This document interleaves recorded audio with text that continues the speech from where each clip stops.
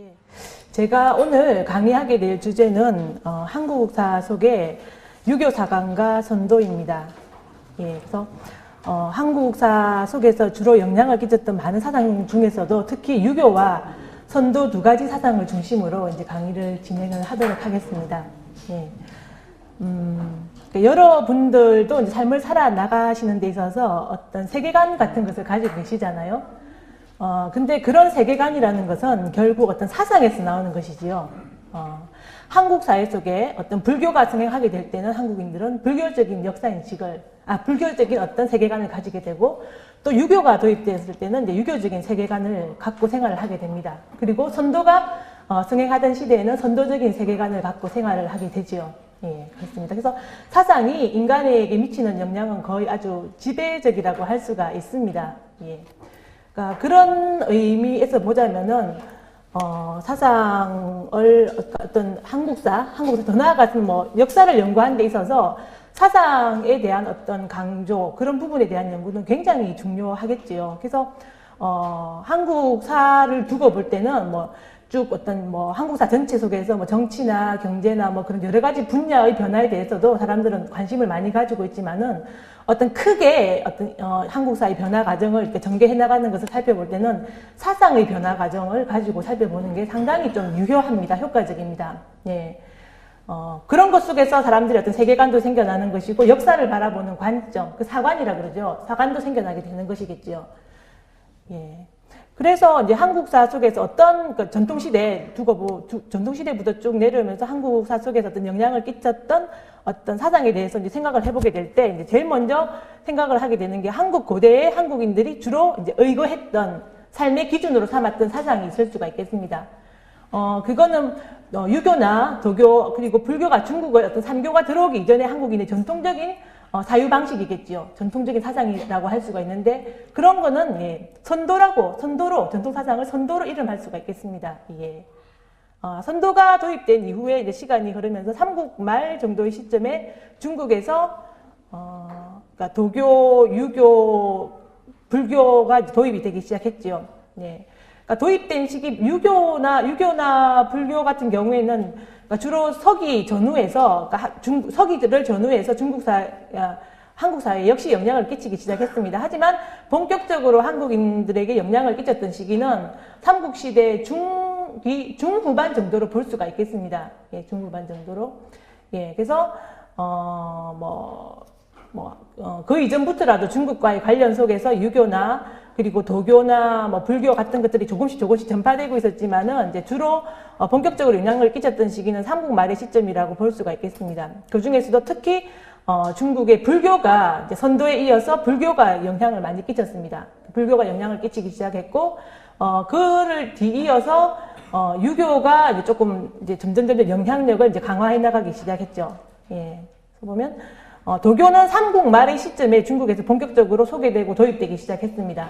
하지만 한국사 속에서 그렇게 큰 영향은 끼치지 못했습니다. 왜냐하면 도교가 어떤 한국의 선도에 뿌리하고 있는 그런 사상이기 때문에 상당히 유사한 측면도 많았고, 그래서 한국인들이 선도라는 어떤 그런 기본적인 어떤 세계관을 가지고 있었기 때문에 그와 유사한 도교가 그만큼 깊이 있게 뿌리 내리지는 못했던 그런 이유가 있었습니다. 예, 그래서 주로 그런 역사 속에서 고대 이래의 어떤 한국인들의 주요한 전통사상이라고 한다면 선도가 있을 수가 있겠고, 삼국 말 중후반의 시점에서, 유교와 불교, 도교 영향이 끼치기 시작했는데, 그 중에서 특히 이제 불교 영향력이 가장 강했습니다. 그래서 여러분들 기억하시기로는 삼국 말부터 시작해서 통일신라 시대 그리고 고려 시대에 이르기까지 한국 사회를 지배하는 사상은 이제 그러니까 주도적인 사상은 불교다라고 이렇게 이해를 하고 계시죠. 예, 그렇습니다. 그래서 불교가 이제 도입이 되긴 했는데 삼국 말의 시점에서 도입되고 이제 특히 지배층을 중심으로 도입이 되기 시작했습니다. 예, 근데 지배층을 중심으로 도입이 되었는데 어떤 한 사상이 한 사회에 도입이 되어서 전파가 되어 나간다라고 할 때 그것이 어떤 전면적으로 완전히 한 기존의 어떤 사상이나 사회체제를 완전히 뒤집어 엎지는 못하죠.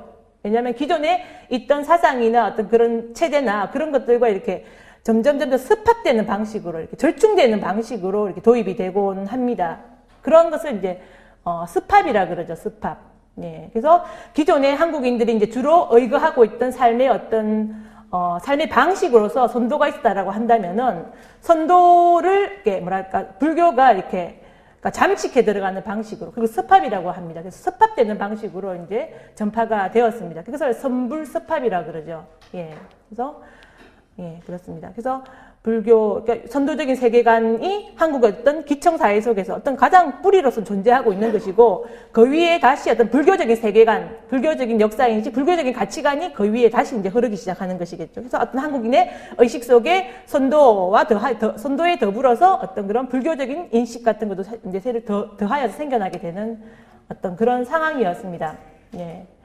그런 상황이었고, 어떤 지배층들은 어떤 정치적인 필요에 의해서 특히 정치적인 필요가 있었겠죠. 불교를 도입하게 되는데 정치적인 필요에 의해서 어떤 그러니까 불교를 그러니까 대폭 수용을 했습니다. 그러니까 그와 함께 또 그러니까 불교라는 것이 어떤 형이상학적인 세계 어떤 그런 부분에 있어서는 상당히 어떤 뭐 사람들의 어떤 뭐 그러니까 지적인 갈구 그런 고민들을 많이 해결을 해줄 수가 있었겠지만. 뭐랄까, 정치 체제의 운영, 정치의 운영이라든지 사회의 어떤 운영과 관련할 수 있는 불교가 그렇게 기여할 수 있는 바가 별로 없죠. 불교라는 것이 워낙, 좀, 뭐랄까, 어떤 인간 내면을 중심으로 어떤 그런 수행이나 그런 것을 중심으로 하기 때문에, 예, 그렇습니다. 그래서 정치 체제를 운영해 나가는 그런 측면에서는 그러니까 유교를 좀 많이 수용을 합니다. 예, 그래서 그러니까 불교가 어떤 지배층이 어떤 가장 삼국말 통일신라 시대 이후로 지배층들은 불교를 중심으로 그러니까 선불습합적인 방식으로 불교를 수용하는 거죠. 그러니까 불교의 외피하에서 사실은 그 속에서 어떤 선도적인 삶의 방식이 사실은 녹아 있는 것입니다. 그런 방식으로 수용을 하면서 한편으로는 어떤 유교를 정치적인 목적에서 그런 수단적인 차원에서 유교를 이렇게 도입을 하는 것이죠. 왜냐하면 그러니까 유교 사상 같은 경우에는 그거 특히 어떤 현실적인 측면, 예, 현실적으로 사회를 꾸려나가고 또 정치를 해나가는 어떤 그런 그러니까 물질적인 차원에서의 어떤 현상계에서의 어떤 그런 운영적인 차원에서는 굉장히 어떤 그것이 효율적인 사상이었습니다. 그러니까 유교가 그러니까 불교나 중국의 도교도 있고 불교도 있습니다만 그리고 불교가 도입되었습니다만 중국인들에게는 그런 뭐 형이상학적인 세계의 그런 관심은 도교나 불교를 해결했지만은 현실적인 정치나 경제적인 그런 문제를 풀어나가는 데 있어서는 그러니까 불교가 상당히 어떤 약점, 불교나 도교가 약점을 가지고 있었기 때문에 유교를 많이 이렇게 좋아하고 그걸 주로 이제 응용을 했습니다. 그러다 보니까 그러니까 유교는 관학으로 채택이 되었죠. 국가에서 어떤 권장하는 관학이라고 그러죠. 그래서 뭐 중국의 황실의 왕이나 뭐 황제나 그런 사람 관료층들이 귀족층들이 그러니까 실질적으로는 도교나 불교를 숭상하면서도 어떤 세계관적인 측면에서는 그런 것들을 따라가면서도 현실적으로 어떤 정치, 사회를 운영해 나가는 데 있어서는 주로 유교를 이제 채택을 하고 관료도 그런 식으로 선발을 했습니다. 그래서 유교가 중국 사회 속에서 누천 년에 걸쳐서 계속 관학으로서의 어떤 그런 지위를 계속 누리고 왔죠. 그래서 한국인들도 선도적인 그런 삶의 세계관, 어떤 그런 고대 이래의 그런 방식을 이제는 포기를 하고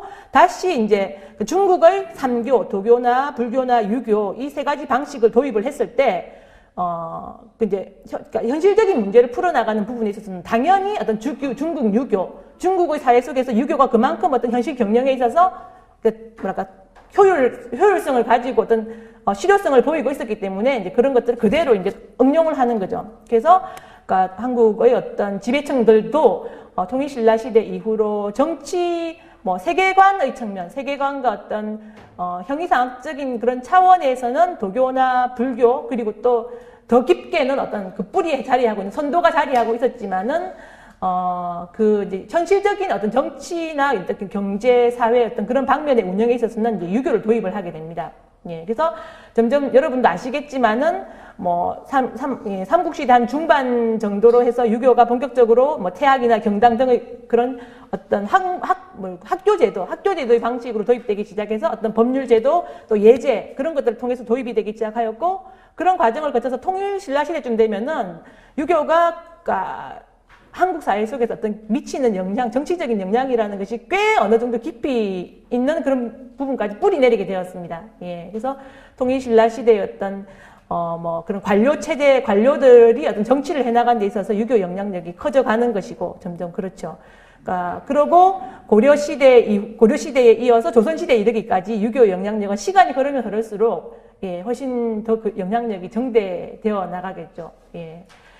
사람들이 어떤 보이지 않는 어떤 상학적인 그런 세계에 대한 관심, 뭐 삶의 문제나 죽음의 문제, 또 뭐 인생관의 문제, 그런 문제를 해결하고자 할 때는 선도에 기여하고 또 아니면 도교나 불교에 기여할 수 있었지만은 어떤 현실 경영적인 차원에서 보자면 어떤 유교가 굉장한 효율성을 가지고 있죠. 예, 유교는 어떤 경세학이라고 그럽니다. 유교가 특히 어떤 사상보다도 경세학에 굉장히 어떤 그런 강점을 가지고 있거든요. 경영할 경자에다가 예, 세상 세자. 예, 그래서 어떤 정치 체제론, 정치 방법, 운영 방법론이라든지 어떤 경제 제도, 예, 사회 신분제도 그런 쪽으로는 아주 탁월한 어떤 그런 효율성을 가지고 있습니다. 그리고 또 유교는 무엇보다도 어떤 사장학이라 그래서 어떤 사상, 도교나 불교나 그런 사상들보다도 이렇게 문장이나 그런 부분에서 아주 탁월하죠. 경전도 많고, 또 그런 것들을 어떤 뭐 문학적으로나 아니면은 뭐 예학적으로나 어떤 그런 다양한 방면으로 이렇게 정리를 해내는데 탁월한 어떤 그런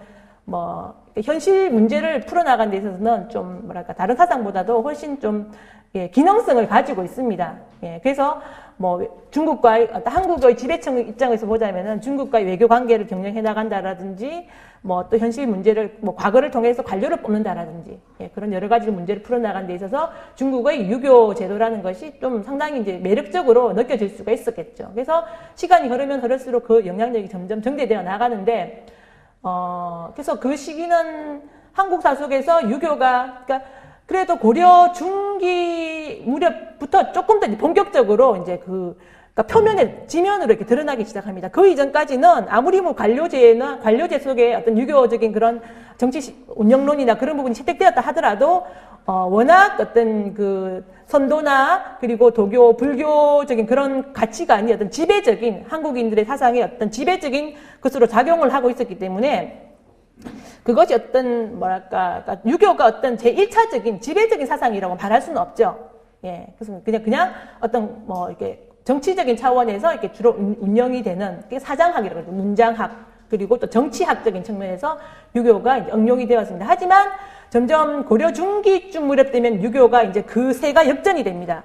예, 선도와 도교와 불교가 어떤 한국 사상계의 어떤 그런 어떤 중심이었다라고 한다면은 이제는 고려 중기쯤 되면은 사람들이 점점점 유교에 더 많은 관심을 가지기 시작하는 거죠. 그래서 여러분 아시겠지만 그때 고려 중기 때 보면 최충호의 문헌공도 같은 거, 사학 같은 거 많이 나오죠. 그죠? 그리고 그때부터 유교 경전에 대한 연구가 일어납니다. 그 이전에는 사실 실상 한국인들이 유교를 도입했다 하더라도 별로 관심이 없었죠. 왜냐하면 그냥 현실적인 차원에서, 응용의 차원에서 그런 부분에만 관심이 있었고, 경전적인 의미, 이게 유교적인 세계관이 말하는 것이 무엇일까요? 사람이 유교적인 그런 기준에 의해서 어떻게 살아야 되는가? 그런 부분에 대해서는 별로 관심이 없었다라는 거죠. 왜냐하면 선도가 있었고, 또 작게는 별로 영향을 많이 끼치지 못했긴 했습니다. 도교도 있었고, 또 불교도 있었기 때문에. 그런 부분에 의거해서 어떤 형이상학적인 문제는 풀어나갔고, 유교는 그냥 그런 차원이었죠. 하지만 고려 중기쯤 되면은 이제 유교 경전에 대해서, 유교적인 세계관에 대해서 본격적으로 관심을 갖기 시작합니다. 예, 그러면서 유교 경전에 대한 어떤 연구도 일어나기 시작하는 거죠. 예, 그러면서 어떤 정치 지배층 내에서도 유교를 중심으로 하는 그런 계열, 유교 유학파들이죠. 유학파. 그러니까 그 선도와 불교, 그러니까 기존의 어떤 그러니까 그러니까 지배층의 사상의 중심이 불교였지만은 그 불교라는 것이 사실은 기존의 어떤 선도와 습합된 방식이었긴 해요. 선불이거든요. 그래서 여러분 잘 아시겠지만 고려 중기에 인종된 요청 같은 경우에는 형색은 어떤 성녀의 모습을 하고 있었지만은 그 사람이 어떤 정치적인 어떤 취향이라든지 뭐 이렇게 수행이라든지 그런 여러 가지 행태에서 어떤 전형적인 성녀의 모습은 아니죠. 선사의 모습이죠. 선사의 모습과 성녀의 모습이 절충된 방식으로 드러나고 있습니다.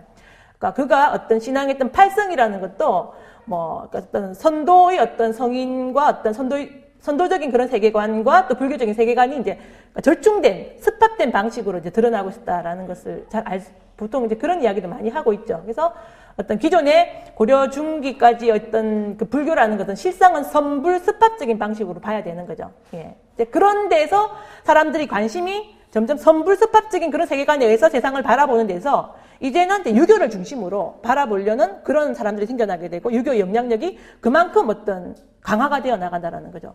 네, 그런 분위기 속에서 생겨나게 되는 사건이 바로 여러분 잘 아시는 고려 중기의 그 서경천도 사건입니다. 묘청의 난이라고도 알려지고 있죠. 예. 기존의 어떤, 그때 그거를 보면은 기존의 한국 사회 속에서 한국의 지배적인 사상, 그리고 어떤 정치계에 있어서도 어떤 주도적인 세력이, 어떤 선불계통이었으면 알 수가 있습니다. 선불계통이었으면 알 수가 있는데, 이제는 유학파가 점점 성장을 하고 세력을 키워나가면서 그런 부분을 치고 나오게 되는 거죠. 그러면서 치고 세력이 커지니까 당연히 어떤 대립이 생겨나게 되는 것이고, 유학파와 선불파의 대립이 일어나게 되는 거죠. 그래서 묘청과 김부식으로 대표되는 어떤 그런 유학파와 묘청과 뭐 정지상 같은 인물로 대표되는 어떤 그런 선불파와 어떤 그런 대립이 일어나게 됩니다. 그래서 그 사건을 그 신채호 씨 같은 경우에는 어떤 조선의 역사 속에서 아주 어떤 큰 역사의 전기가 되는 그런 사건으로 평가를 하기도 했습니다만, 그래서 그런 사건들을 통해서 이제는 한국 사상의 중심이 한국의 어떤 사상의 변화는 역사의 변화입니다. 모든 역사의 변화는 사상의 변화 속에 그대로 사상의 변화가 그런 것들을 농축해주고 이렇게 결집해주는 그런 역할을 하거든요. 그래서 그런 사상적인 사건, 정치적인 사건이기도 하지만 그건 사상적인 사건이죠. 그런 사건이 하나 일어났다라고 할 때, 이제는 한국사 전반을 두고 볼 때는, 이제 한국의 역사 속에서 어떤 그런 흐름이 선불적인 흐름에서 유교적인 흐름으로 넘어가고 있구나라는 그런 것을 상징적으로 알 수가 있는 거죠. 그렇게. 그런 사건입니다. 이런 사건들을 통해서 점점 이제는 유교의 영향력이 점점 강화되어져 갑니다. 그러다가 한국사 속에서 정말 딱 계기를 잘라서, 그러면 한국의 역사 속에서 한국사 속에서 선불적인 방식에서 유교적인 방식으로 전환이 일어나게 되는 어떤 하나의 계기를 들어보시오라고 이렇게 말을 한다면은 그거는 어떤 시기로 잡아볼 수가 있겠습니까? 그 서경천도 사건, 고려 중기의 어떤 그런 분위기, 또 이제 그러니까 유학이 흥승하는 그런 분위기는, 그거는 일단 전초입니다. 어떤 그런 앞으로, 그러니까 유교가 건승하게 될 것이다라는 거, 유교가 한국인들의 어떤 지배적인 사유가 될 것이라는 것을 이제 알려주는 어떤 그런 단초적인 사건이었고, 그 직접적인 계기는 실상 어떤 그 몽고 집권기라고 할 수가 있겠습니다. 몽고 집권기. 근데 몽고 집권기를 계기로 이제는 선불에서 완전히 유교로 이제 그런 전환이 이루어지는 것이죠. 그러니까 고려 사회가 무신 집권기 이제부터 좀 혼란을 겪기 시작했다라는 거 여러분 잘 알고 계시죠? 그러다가 그런 과정을 거치면서 이제 급기야 이제 중국에서 이제 새로 번창하고 있던 왕조인 원에 의해서 이제 침공을 당하게 됩니다. 몽고의 침공을 당하게 되죠. 그래서 당시 어떤 원의 그런 세력이라는 거는 거의 엄청났죠. 그죠? 그 말 위에 올라서 말로 그냥, 엄청난 속도로 세계를 제패했습니다. 원제국의 어떤 그런 기동성, 그런 거는 기동성, 또 그 엄청난 속도감, 그런 것들은 세계사 속에서도 그 유례가 없을 정도죠. 기마민족으로서. 그런 특징을 가지고 이제 파죽지세로 이제 고려까지 공격을 해옵니다. 그래서 다른 나라들은 아주 쉽게 무너졌죠. 중국 북방에 있는 많은 제국들, 유럽까지도 막 순식간에 넘어갔습니다. 하지만 그러니까 고려인들은 선불적인 그런 세계관을 가지고 있던 사람들, 특히 불교 같은 경우에는 좀 그게 어떤 정치적인 사상, 어떤 사회의 구심점이 되어주기에는 많이 취약한 사상이었습니다. 그것이 그러니까 불교는 지금도 그렇지만 아주 보편주의적인 사상이죠. 어떤 박애와 평등이라는 어떤 그런 보편주의적인 어떤 평등 사상, 또 어떤 그런 수행적인 차원에서는 어떤 많은 강점을 가지고 있을지 모르겠지만, 그것이 어떤 정치적인 어떤 정치적인 구심력을 발휘하기에는 좀 많은 한계가 있는 사상이죠. 불교가. 그렇습니다. 하지만 그러니까 그런 약점을 한국인들은 어떤 선도적인 부분에서 보완을 해내고 있었죠. 선도라는 거는 그러니까 불교의 그런 좀 무색무취한 어떤 그런 성향과는 달리 아주 대사회적인 그런 실천적인 특징을 가지고 있습니다. 선도가 물론 어떤 그러니까 인간의 수행을 통한 인간의 개인적인 각성도 수행도 중요시하지만 그런 수행을 통한 어떤 각성을 통해서 결국 그런 것들을 사회로 환원시켜내려고 하는 그런 실천성이죠. 그런 실천성이 여타의 많은 어떤 사상들, 불교나 도교, 그런 유교, 그런 사상들에 비해서 굉장히 좀 특별하게 강하죠. 그런 실천성이. 그래서 그런 것을 이제 또, 그러니까 삼국유사의 이제 왕금조선조에 보면은 그것을 홍익인간 이화세계로 그렇게 표현을 해냈죠. 그래서 그러니까 선도가 그만큼 어떤 대사회적인 실천력, 어떤 전체적인 공익을 위해서 어떤 개인적인 사심 같은 것을 이렇게 접고 공익을 위해서라면은, 예, 뭐, 정치적인 또 사회적인 어떤 그런 실천에 있어서 그런 것을 두려워하지 않는 거죠. 수행만 중심으로 하기보다는 어떤 실천을 그만큼 중요시하는 사상이었는데, 그런 사상적인 전통이 있었기 때문에 그 불교적인 사실 어떤 고려시대 하면 지금 이제 상식적으로는 고려시대는 사람들이 이제 불교적인 세계관만 가지고 살고 있었겠구나라고 생각을 하지만 그건 아니었죠. 불교적인 외피 이면에는 어떤 선도가 자리하고 있었습니다. 그래서 제가 선불섭합이라고 말씀을 드렸죠. 예, 그래서 어떤 정치적인, 종교적인 그런 모든 측면에 있어서 고려인들의 어떤 사고 방식 속에는 어떤 불교적인 그런 세계관 또 제의식도 있었지, 그런 불교적인 세계관도 자리하고 있었지만 그 더 깊이에는 어떤 약간 선도적인 세계관이 자리하고 있었습니다. 그래서 막 몽고가 쳐들어왔을 때도 그게 막 적나라하게 드러나게 되는 거죠. 만약 불교적인 그런 원론, 불교주의적인 그런 보편주의적인 원론, 수행을 중시하고 대사회적인 실천에는 좀 약하잖아요. 그런 것이 만약 정말 고려인들이 불교적인 세계관으로 완전히 이제 그렇게 생활했다라면은 몽고의 침입에 대해서 그렇게 저항을 하지는 않았겠죠. 예, 아주 정말 세계사에서도 이렇게 유례없을 정도로 강화도로 이렇게 수도를 옮겨가면서까지 정말 치열하게 항전을 했죠. 몽고인들이 그 치를 떨 정도로 그렇게 수십 년간에 걸쳐서 이제 항전을 했습니다. 그래서 그렇게 할 수 있었던 저력, 그건 불교에서 나올 수가 없죠. 그러니까 고려인들의 의식세계 속에서는 어떤 불교도 있었지만은 그 이면에 있는 어떤 선도의 역할, 선도의 어떤 대사회적인 실천력, 그게 결국 힘이죠, 그죠? 그런 힘과 저력이 있었기 때문에 어떤 고려인들이 몽고의 침입에 대해서 그만큼 어떤 강렬하게 항전을 할 수가 있었다라는 것이겠죠. 예, 그래서 어쨌든 간에 그런 선도의 전통과 선불섭합적인 선도의 전통 그리고 선불섭합적인 방식으로 그런 게 남아 있었기 때문에 고려인들이 그나마 그렇게 이제 몽고에 대해서 그렇게 끈질기게 이제 저항을 할 수 있었던 것으로 보입니다. 하지만 이제 결국 그런 오랜 항쟁 끝에 결국 고려가 투항을 했습니다. 투항을 했습니다. 이제 그런 과정 속에서 고려인들이 굉장히 갈등이 많았겠죠. 이제 정말 끝까지 어떤 자신의 어떤 정체성이죠, 정체성. 선도, 그리고 또 이제 선도에 드립혀진 불교. 그래서 그 뿌리는 선도죠. 자신의 정체성이죠. 고려는 천자국이었습니다. 그래서 고려는, 불교나 유교 영향을 받긴 했지만은 자신의 어떤 정체성, 선도적인 전통을 가지고서 어떤 민족 자주적인 그런 정체성이 굉장히 강했습니다. 선자국으로서의 어떤 그런 천손의 의식을 가지고 있었고, 그래서 팔관회라든지 그런 거 하면은 어떤 외국에서 사신들도 막 불러 모아서 이렇게 천자 제국의 그런 의례까지도 행했습니다. 그 정도로 어떤 자존심을 가지고 있는 국가였는데, 한 60여 년의 항쟁을 거치면서 이제 그런 부분들이 좀 많이 혼란스러웠겠죠. 이제는, 그런 중국의 어떤 힘이죠, 그죠? 힘에 이제 굴복을 해나가는 과정 속에서 우리가 과연 이런 자신의 정체성, 뿌리, 그리고 자존감, 그런 것들을 계속 지켜나갈 수 있을 것인가? 그런 부분에 대해서 갈등을 많이 했겠죠. 힘적인 면에서 점점 딸리기 때문에. 그래서 딸렸습니다. 그래서 중국과의 그런 항쟁 과정 속에서 결국 그런 혼란이 좀 있었던 것 같아요. 정신적으로. 그래서 몽고의 항쟁이 딱 끝나고 정말 왕이 항복을 합니다. 그리고 이제 다시 개경으로 돌아가죠. 개경으로 돌아가는 그런 과정을 거치면서 결국 한국인들, 특히 이제 지배층이죠. 한국인들 전체는 아니겠고 지배층이죠. 몽고 항쟁을 주도했던 그 지배층들은 살아남기 위해서 원황실에 대해서 이렇게 타협을 합니다. 부마국이 되는 거죠. 여러분 잘 아시겠지만. 부마국이 된다는 것은 어떤 그런 큰 힘의 질서에 굴복한다는 의미겠죠. 이제는 자존심, 그때까지 아주 지켜봤던 자존감, 자신의 뿌리에 대한 의식, 정체성, 그런 것들은 이제는 포기하겠다. 그 밑으로 들어가겠다라는 그런 의미겠죠. 그런 의미 속에는 이제는 그런 의미. 이제 그러면서 한국인들은 선도, 특히 불교 같은 경우에는 제가 말씀드렸지만 그건 좀 무색무취한 사상이고 선도를 계속 가지고 나갈 수가 없죠. 왜냐하면 스스로 이제는 굴복을 했기 때문에, 나를 버렸기 때문에 이제는 선도적인 부분을 계속 가져갈 수가 없는 거죠.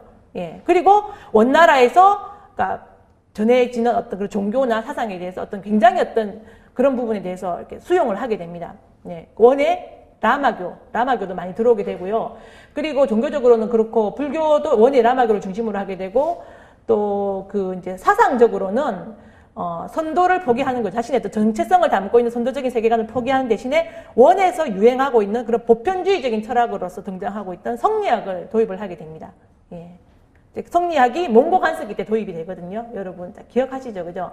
몽고 간섭기 때 도입되기 시작하여서 거기서 신진사대부가 성리학을 바탕으로 해서 신진사대부가 형성이 되었고 그 신진사대부 세력에서 조선왕조가 개창되었다고 여러분 아마 배우셨을 것입니다. 예. 그래서 이제 성리학이 도입되게 되는데 성리학이 바로 유학이잖아요, 그죠? 예. 유학이 이제 처음에 공맹시대, 예, 그러니까 춘추 전국시대 때 이제 공맹에 의해서 어떤 유교의 원형이 만들어지는 거죠. 사실 유교라는 것은 실제적으로 그 원형의 뿌리를 더 이렇게 소급해 들어가 보자면 중국의 도교입니다. 중국의 뿌리 사상이라고 할 수 있는 도교가 이제 시간이 흐르면서 예, 어떤 한 일파가 유교를 이렇게 전승이 된 것인데, 그러니까 유교가 있습니다. 그래서 유교가 이제 그 공맹 단계 유교가 춘추 전국시대 유교를 원시유교라 그러죠. 원시유교가 있고, 그것이 시간이 흐르면서 한나라, 당나라 그때 이제 흐르면서 그게 한당유학풍으로 바뀌죠. 예, 그리고 한나라, 당나라를 지나서 다시, 예, 송나라 때 중국, 예, 송나라 때쯤 되면 그게 다시, 예, 성리학으로 바뀌게 됩니다.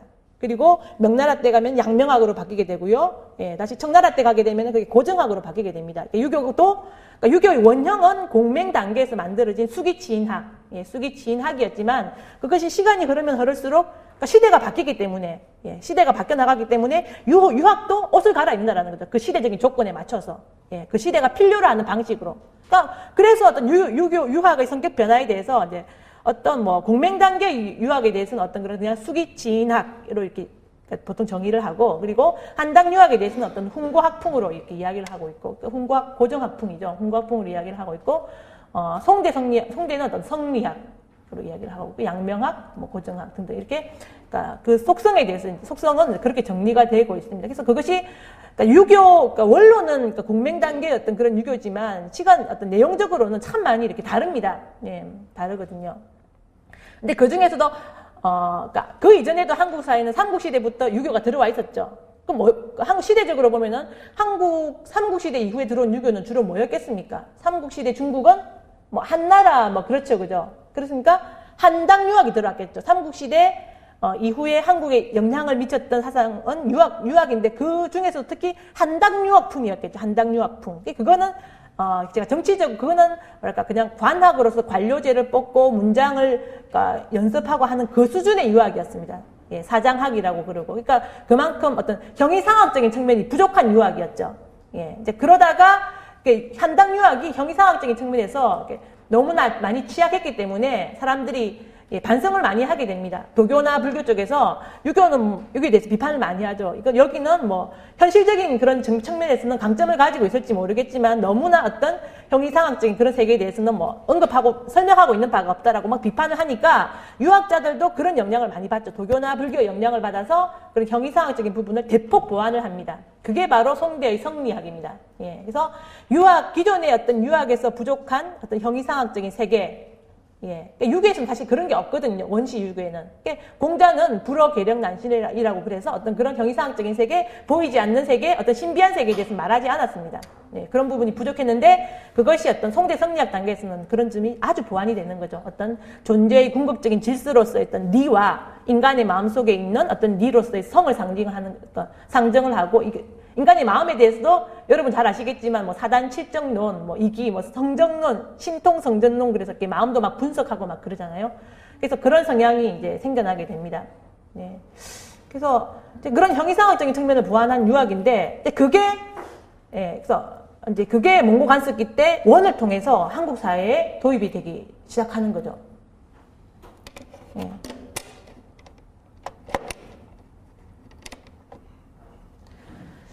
예. 그래서, 그런 이제 원이 도입되기 시작합니다. 그래서 이제 한국인들은 실상 어떤 몽고 간섭기 통해, 몽고 항쟁을 통해서 자신의 정체성의 많은 부분을 포기를 하게 되고, 그러니까 새로 어떤 중국과의 굴종적인 사대 질서죠, 그죠? 예, 중국의 어떤 그런 굴종적인 사대 질서 속으로 편입되어 들어가는 거죠. 중국은 어떤 중원, 세계의 중심인 것이고, 주변에 있는 그런 국가들은 힘이 약하니까 중국의 묵인하에서 어떤 그런 왕조를 보존한다라는 어떤 그런 사대적인 질서 속에 이제 들어가면서 그런 것들을 지원해주는 사상이 바로 유학이거든요. 유학이 굉장히 중화주의적인 사상이 있습니다. 세계의 중심은 중국이고 중화이고 문명의 중심이고 기타 어떤 국가들은 변방의 어떤 그러니까 제후들이자 오랑캐의 제후국이라는 어떤 그런 세계관을 가지고 있습니다. 그건 이제 그러니까 아주 중국의 민족주의적인 세계관이죠. 중국 민족주의, 중화주의죠. 그런 세계관을 가지고 있습니다. 그래서 중국의 입장에서 보자면은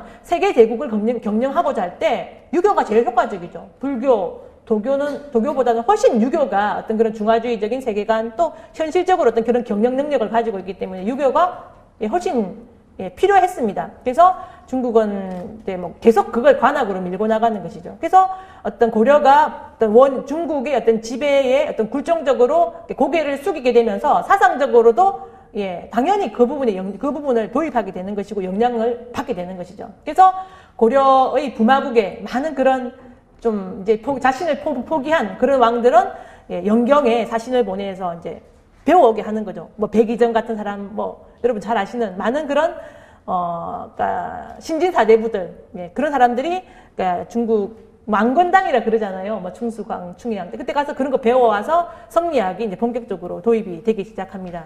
그래서 신진사대부가 형성이 되었고, 그러면서 이제 선도나 불교적인 세계관은 이제 점점 밀리기 시작하는 거죠. 밀리면서 한국인들의 자주의식, 국가적인 측면에서 보자면 정체성 그런 것도 점점 사라지게 되는 것이죠. 그래서 한국사 속에서 그 몽고 간섭기는 굉장히 중요한 의미가 있는 것이죠. 기존에 어떤 자신의 정체성을 알고 어떤 그런 뿌리를 지켜나가려고 했던 그런 시대에서 이제는 그야말로 이제 어떤 유교를 통해서 중국 중심의 그런 세계관, 중국의 어떤 중화주의적인 세계관의 어떤 항복을 하는 그런 시기입니다. 그래서 그 이전에 어떤 한국인들의 어떤 의식세계나 그리고 그 이후에 한국인들의 의식세계는 굉장히 달라지게 되는 거죠. 정말 많이 다르죠. 그런 변화가 일어나게 됩니다. 그래서 이제 유교가 도입되면서 한국인들의 어떤 삶의 중심, 이제는 유교로, 성리학적인 세계관으로 이제 처음부터 머리끝부터 발끝까지 이제 도배를 하게 되는 거죠. 그러면서 특히 조선시대 500년 동안 유교 성리학의 영향력은 점점 강화되어 나가는 거죠. 그래서 조선 왕조는 그런 것들을 이제 그러니까 국가적으로 강제하는 그런 역할을 했고, 그리고 지식인들, 신진사대부들, 살인들, 그러니까 살인들이 16세기 무렵부터 등장하기 시작해서 성리학을 이제 그야말로 이제 철두철미 성리학적인 어떤 그런 이데올로기에 충실한 어떤 그런 정치가, 학자, 관료들이 이제 등장을 하게 됩니다. 그래서 조광조 같이 어떤 성리학적인 이념을 위해서 자기 목숨까지도 불사하는 송시열 같은 인물들이 등장을 하게 되는 것이죠. 그때 이제 그러면서 모든 세계관, 성리학적인 그런 우주관, 그리고 또 이제 사회적으로는 그런 것이 어떤 실천 윤리로 드러난 예학, 유교적인 예학, 또 정치론, 그런 것들이 이제 그러니까 머리끝부터 발끝까지 그러니까 유교적인 그런 세계관으로 완전히 짜여진 한국인들의 의식 구조는 짜여지게 됩니다. 그래서 정말 많이 이제 바뀌게 되는 거죠. 한국인들의 의식 구조가. 그 속에서 그러니까 의식 구조가 바뀌었기 때문에 역사를 바라보는 관점도 바뀔 수밖에 없겠죠. 그러니까 유교 이전에 선불습합적인 그런 세계관 속에 살고 있던 한국인들이 어떤 역사를 바라보는 관점은 굉장히 주체적이었겠죠. 자주적이었겠죠. 자기가 중심이 되어서 어떤 자신의 입장에서 한국사를 바라보고, 그리는 어떤 그런 시대였다라고 한다면은 시간이 흐르면서 그러니까 유교가 도입된 이후에는 유교적인 가치를 가지고 한국사를 바라보는 것이죠. 유교적인 가치관의 중심은 중국입니다. 중국이 세계의 중심이기 때문에. 그러다 보니까 한국은 변방이 되는 거죠. 변방이 되는 것이고, 그러니까 그런 것들이 훨씬 비자주적이고, 굴종적인 방식으로 변화하게 되겠죠. 역사인식이, 바뀌게 됩니다. 세계관이 바뀌었기 때문에 역사인식도 바뀌게 되는 것이죠. 선도적인 세계관의 특징도 정말 다르죠. 있습니다. 그리고 불교적인 세계관, 불교적인 역사인식 다릅니다. 그리고 유교적인 세계관, 유교적인 역사인식 다릅니다. 근데 이제 오늘의 강의 주제가 한국사 속에서 어떤 유교적인 사관, 유교적인 역사인식이 좀 더 보편화되면서 그 시점에 그렇게 되면서 기존의 어떤 선불적인 어떤 역사인식이 어떻게 굴절되었는가, 유교적인 역사인식에 의해서 어떻게 굴절되었는가, 그것을 알아보는 시간이죠. 유교적인 그런 그런 역사인식, 예, 성리학적인 역사인식의 특징은 뭐 몇 가지로 이렇게 몇 가지로 정리가 될 수 있겠습니다. 그래서, 성리학적인 그런 세계관, 성리학은 형이상학적인 세계를 제가 상정한다라고 그랬죠. 도교나 불교의 어떤 영향을 받아서 형이상학적인 세계를 상정하는데, 그것이 굉장히 이성주의적인 방식으로 정리를 했습니다. 성리론, 그리고 어떤 마음에 대해서 또 이제 그런 우주에 대해서 그런 부분을 정리를 할 때 아주 좀 이성주의적인 방식으로 정리를 했죠. 예. 그래서 보이지 않는 어떤 세계에서 일어나고 있는 어떤 기적인 그런 부분, 예. 그 신비한 이야기들이죠. 그러니까 고대로 올라가면 올라갈수록 그런 이야기가 많잖아요. 중국도 시대가 올라가면 올라갈수록 어떤 신화나 신비한 이야기가 많고 어떤 기적인 그런 부분과 관련된 이야기가 많죠. 그리고 한국사도 유교 시간이 흐르면 흐를수록 사람들이 어떤 이성주의적인 방식으로 이렇게 사고를 했기 때문에 사고를 했지만 고대로 올라가면 올라갈수록 사람들의 사고가 훨씬 더 자유롭고 그리고 신비한 부분도 많습니다. 예.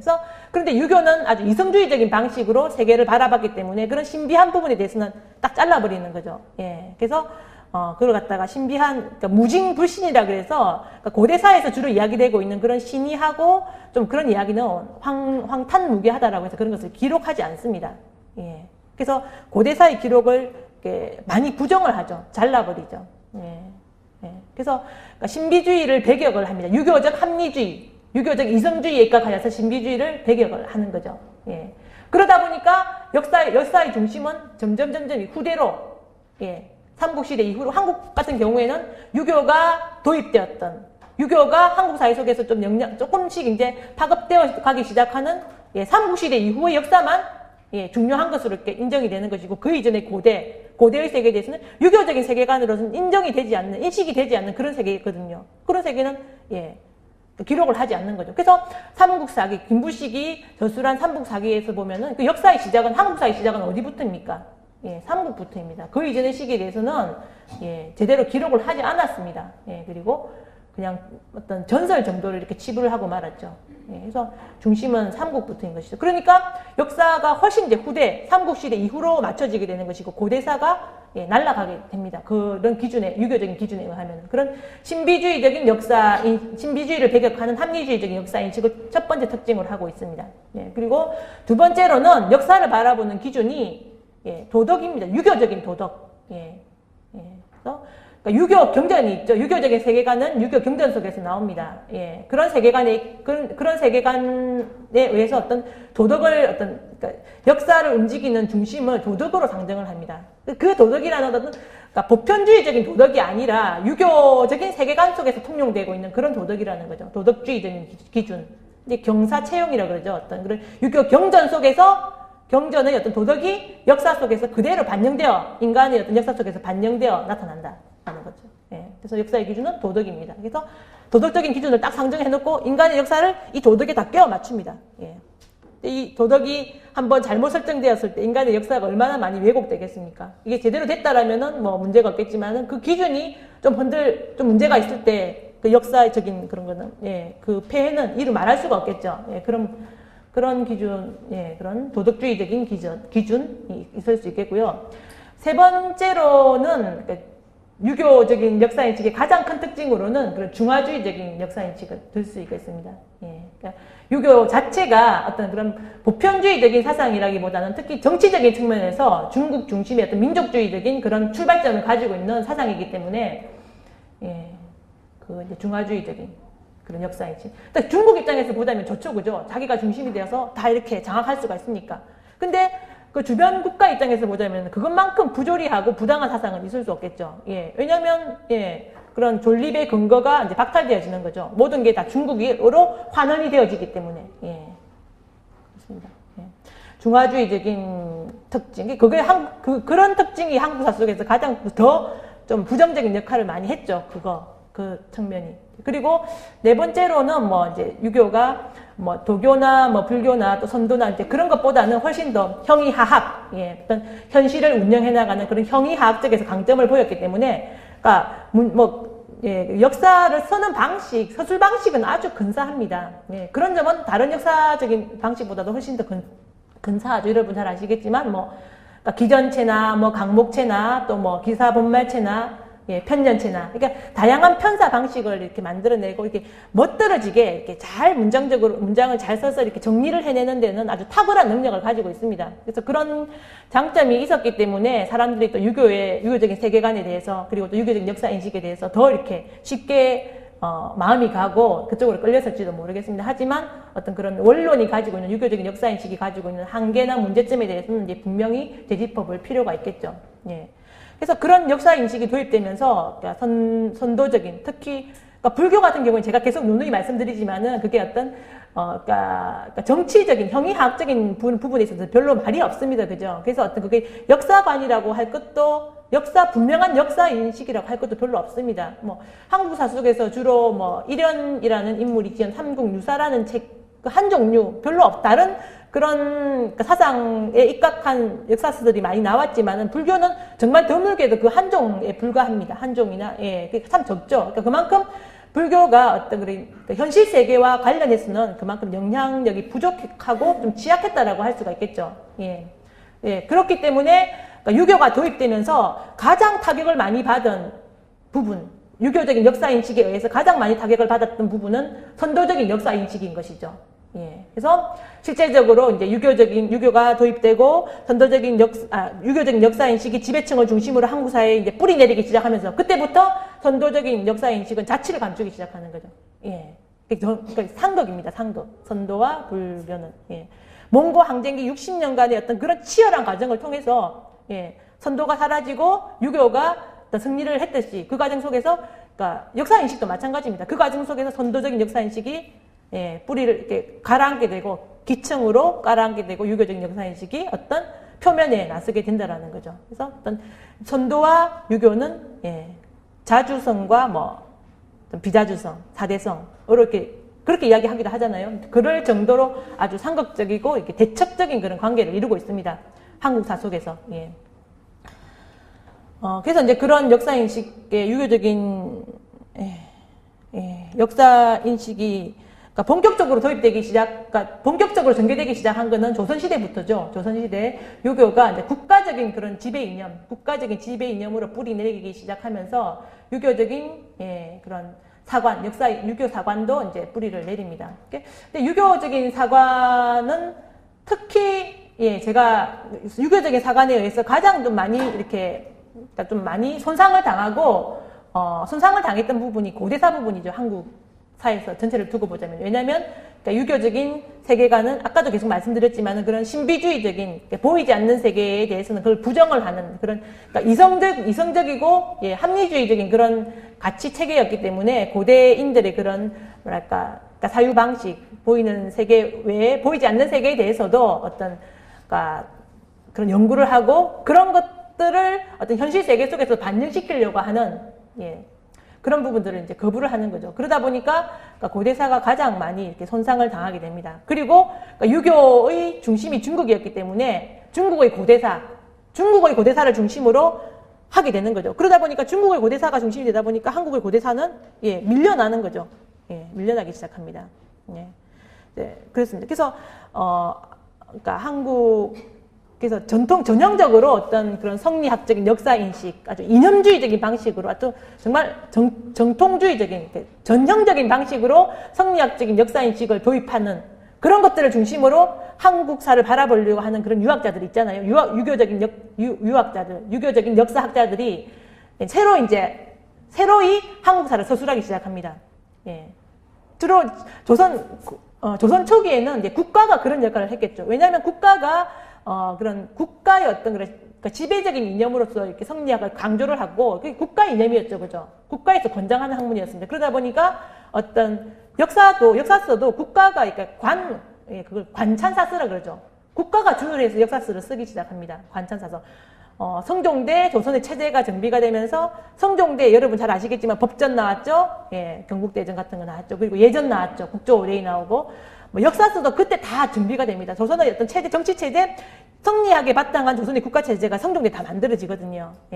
그러면서 어떤 그 역사서도 그때 어떤 틀을 성리학적인 방식으로 한국사를 바라보는 그런 역사서가 그때 이제 본격적으로 등장하기 시작하는데 그때 나온 대표적인 관찬사서가 물론 많았지만은 그 중에서도 가장 대표적인 관찬사서가 동국통감이죠. 예, 동국통감이고 그리고 이제 좀 지리서 겸 역사서가 신정, 동국, 여지, 성남이라는 책이 있습니다. 그건 중종대 나온 책인데, 그러니까 대표적인 어떤 관찬사서들이죠. 그리고 그런 것들과 또 뭐 개인적으로 이제 그런 성리학자들이 만들어낸 많은 역사서들 뭐 예.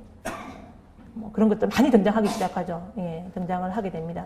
예. 그러면서 한국사를 바라보는 방식이 그야말로 전형적인 중국 중심의 방식으로 바뀌게 되는 거죠. 예. 그래서 특별하게 좀 지적할 만한 부분이 이제 한국사, 고대사를 바라보는, 그러니까 고대사의 중심이 중국이 되기 때문에 중국, 예, 고대의, 중국의 어떤 유교적인 성인, 그러니까 중국의 유교적인 성인을 어떤 한국의 기존의 어떤 선도적인 그런 성인이라고 할 수 있는 어떤 삼성, 예, 삼성의 위치가 바뀌어져 버리는 거죠. 당군과 위치가 바뀌어버리는 어떤 그런, 그게 상징적인 사건입니다. 이제는 정말 선도적인 역사인식에서, 선불습합적인 역사인식에서, 예, 선도적인 역사인식에서 유교적인 역사인식으로 바뀌게 되었다. 그걸 어떻게 알 수 있을까? 여러 가지 측면에서 그런 사건들을, 그런 징표들을 찾아볼 수가 있지만은 정말 상징적으로 딱 하나 들 수 있는 게 당군에서 기자로,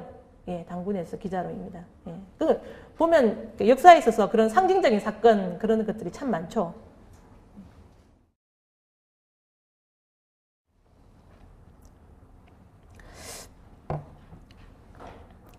그 성리학이, 그러니까 그 이전까지만 하더라도, 고려시대까지만 하더라도 한국인들 지배층이나 비지배층 할 것 없이 한국인들의 어떤 사상적인 중심에는 어떤 선도적인 뿌리가 자리하고 있었고, 그런 것들을 어떤 그 국가적인 차원에서 그런 것들을 권장을 했죠. 이제 그런 것들은 뭐 팔관해라든지 연등해라든지 그런 사건들에서 볼 수가 있습니다. 그게 아주 거국적인 어떤 공공의례죠. 그러니까 전국 국민이 어떤 함께 참여하는 지배층, 비지배층 할 것 없이 참여하는 어떤 전국적인, 전 국민이 참여하는 그런, 그러니까 축제였습니다. 예. 또 국가가 이제 주도하여서 어떤 그런 행사를 베푸는 거죠. 그러면 온 국민들이 거기 참여하게 되는데, 이제 팔관회 같은 경우에는, 그러니까 지금 뭐 그게 불교적인 이름으로 이렇게 불리고 있지만, 팔관회 연등회 같은 경우에는 그건 실상 어떤 선도식의 어떤 제천의례가 계승된 것입니다. 그래서 이제 그런 거는 어떤 우리 기록 속에서도 그런 부분을 발견을 해볼 수가 있지만은, 특히 중국의 외국 사신들이 와서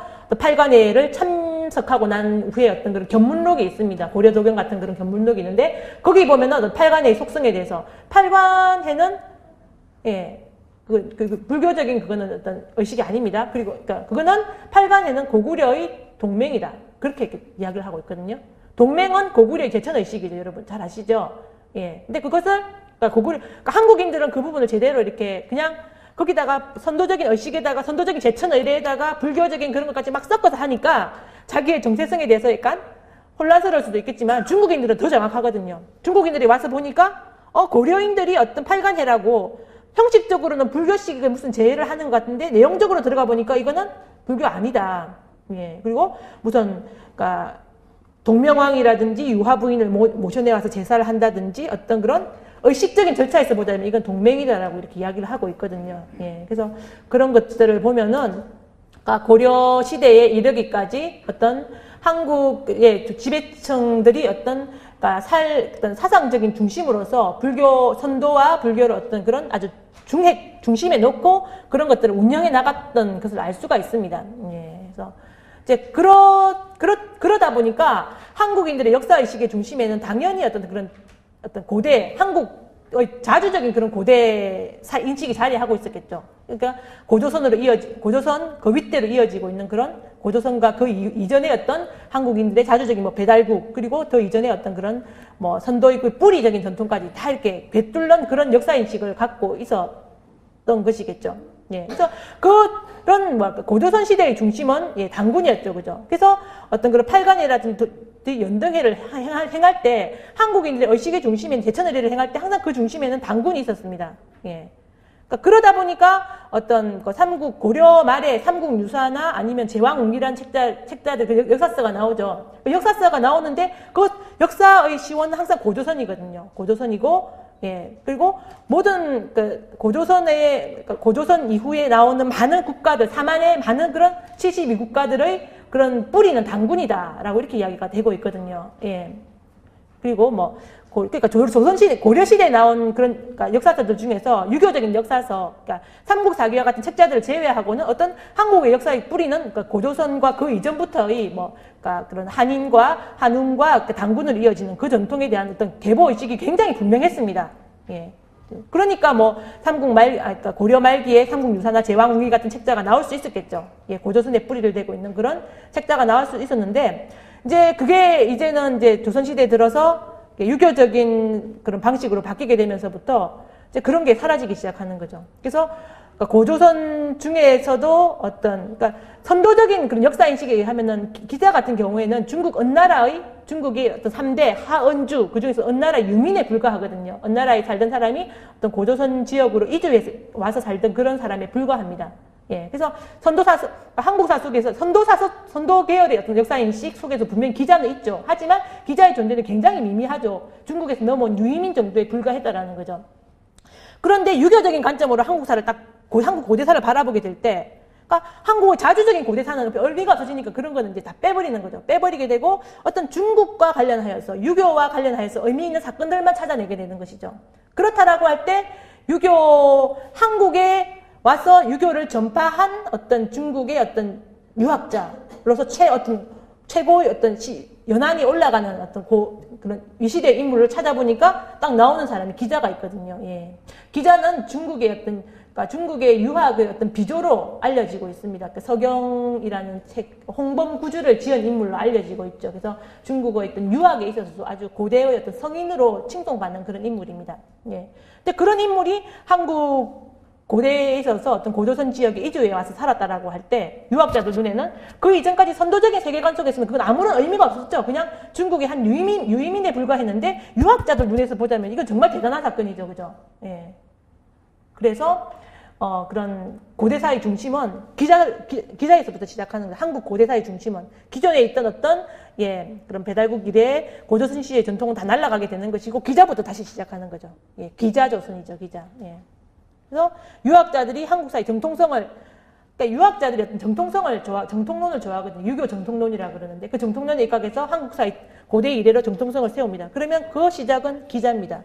예, 기자. 예. 그러니까 참 이건 정말 분명한데, 그래서 고려 몽고 간섭기 때 성리학이 도입되기 시작하잖아요. 예. 그러니까 여러분, 기자라는 인물이 한국사 속에서 그만큼, 그러니까 조선시대 기자는 거의 단군 위에 있었습니다. 그러니까 한국사의 시작은 기자였거든요. 근데 그 기자가 한국사 속에서 등장하는 시기는 성리학이 도입되기 시작하는 몽고 간섭기 때부터입니다. 그 이전에는 기자는 정말 희미했어요. 기자는 물론 기자신이 있긴 했습니다. 아주 도교적인 그 음사 신으로서 그냥 아주 미미한 신에 불과했습니다. 어떤 그런 많은 신들 중에 한 명. 그러니까 그게 유교적인 의미로서 부각되지는 않았죠. 근데 그러던 것이 별 의미가 없던 기자가, 그러니까 성리학이 도입되는 몽고 간섭기 때부터 막 사당이 만들어지고 어떤 역사 속에서 어떤 한국사 속에서 위대한 인물로 부각이 되기 시작하는 거죠. 예. 그러더니만 급기야 조선왕조가 딱 세워졌을 때 기자와 단군이 있을 때 누구부터 먼저 사당을 세울 것인가 그걸 가지고 이야기를 하다가 기자부터 먼저 기자 사당부터 먼저 세웠습니다. 예. 근데 완전 그때부터 전세가 역전되게 되는 거죠. 단군이 상징하고 있는 것이 선도라고 한다면은 기자가 상징하고 있는 것은 유교거든요. 예. 그러니까 조선이 선도를 누르고 유교를 취하게 되면서 그 상징적인 인물도 단군에서 기자로 바뀌게 되는 거죠. 예. 그래서 많은 신하들이 유학자들 중에서 약간 좀 자주적인 그런 경향을 가지고 있는 유학자들이 그러면 안 된다라고 비판을 하죠. 그러니까 우리의 전통성은 단군인데 왜 단군보다 기자가 앞설 수 있느냐라고 앞섰느냐라고 비판했을 때, 그래서 세종대에 이르러서 그런 부분이 막 논의가 돼서 세종대에 이르러서 비로소 단군사당, 평양에 숭령전이라고 단군사당이 그때 처음 만들어지죠. 근데 시기적으로도 훨씬 늦죠. 태종대에서 세종대니 훨씬 높고, 그리고 등급도 기자사당의 등급이 훨씬 더 높아요. 단군사당은 등급이 낮습니다. 여러 가지 재전이라든지 그런 측면에서 낮거든요. 그렇게 위상이 이제 역전이 되었습니다. 그리고 어떤 유교적인 그런 관점에서 보자면은 선도는 이단이죠, 그죠? 그러니까 선도나 불교 같은 거는 이제 이단입니다. 그러니까 이단의 관점에서 이제 비판을 했기 때문에 그러니까 기존의 어떤 한국의 팔관해나 연등회 또 그리고 많은 산신제나 성황제나, 그러니까 고려사에 보면 그런 기록이 많이 나오는데, 그러니까 산신제나 성황제의 그러니까 모신 신격은 바로 어떤 그런 단군이었죠, 단군. 예, 단군이었죠. 성황신이라고도 하고 산신으로 하는데 그 실체는 어떤 뭐 단군으로 이름되고 있기는 하지만 실체는 단군이라기보다는 삼신이었습니다. 삼인 한웅, 한인, 단군, 삼성이죠. 석삼자의 성인성자. 그래서 그게 조선시대에 보면은 조선 초기에 어떤 국가적으로 이제 경영하고 그건 예, 어떤 황해도 구월산 지역에 있던 전통적으로 내려오고 있던 삼성사라는 그런 어떤 사당이 있었죠. 그게 이제 한인, 한웅, 단군이 이제 모셔지고 있었습니다. 예, 그런 것들을 보면은 고려 시대에 이르기까지 선도의 어떤 그러니까 선도의 어떤 상징적인 인물로서 삼성이 중심이 되고 있었음을 알 수가 있습니다. 예, 그 삼성사에서는 고려 시대의 어떤 삼성을 취재한 기록이 그대로 드러나고 있거든요. 예. 그런 것들을 보면은 그런 고려시대 선도의 중심은 삼성이었다는 것을 알 수가 있죠. 그런데 조선시대에 들어서 딱 기자가 삼성을 이렇게 누르고 이렇게 기자가 이렇게 딱 부각이 되기 시작하면서 그 삼성의 존재가 사라지게 되죠. 굉장히 희미해지게 되고 단군만 살아나게 되는 거죠. 예, 한인과 한웅은 떨어져 나가게 되고 예, 단군만 살아나게 됩니다. 그래서 보면 사당도 삼성의 사당이 아니라 국가적으로 어떤 기사했던 사당은 단군사, 숭령전이거든요. 숭령전에는 단군과 동명왕과 뭐 그렇게 제사가 되어 있었거든요. 그래서 그러니까 의미도 그러니까 삼성에서 단군으로 의미가 훨씬 축소된 것이죠. 삼성이라고 하면 한인, 한웅, 단군이라고 할 때 그거는 그 역사가 뭐 이렇게 훨씬 더 오래겠죠. 그죠? 그러니까 그 선도적인 사슬에 의하자면은 한인 시대, 배달국 시대, 고조선 시대까지 아우를 수 있는 그런 긴 시대라고 한다면은 딱 단군이 되었을 때, 삼성에서 단군으로 바뀌게 되었을 때 단군이 상징하는 시대는 고조선일 뿐이죠. 그죠? 그렇다고 할 때, 그 의미가 훨씬 축소되어지는 거죠.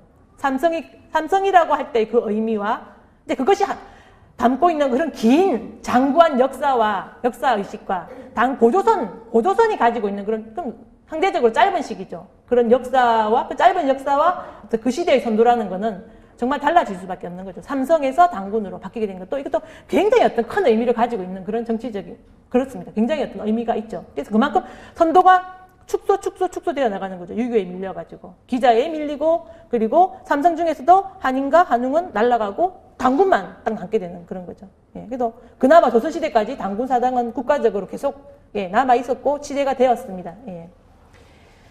예, 이제 그런 것들을 보면은, 이제는 이제 한국인의 역사의식 속에서 유교적인 역사인식이, 얼마나 깊게 뿌리 내려갔고, 선도적인 역사인식을, 이제 그런 것들을 이제 탄압해 갔는가, 바꾸어 놓았는가, 그런 부분을 알 수가 있습니다.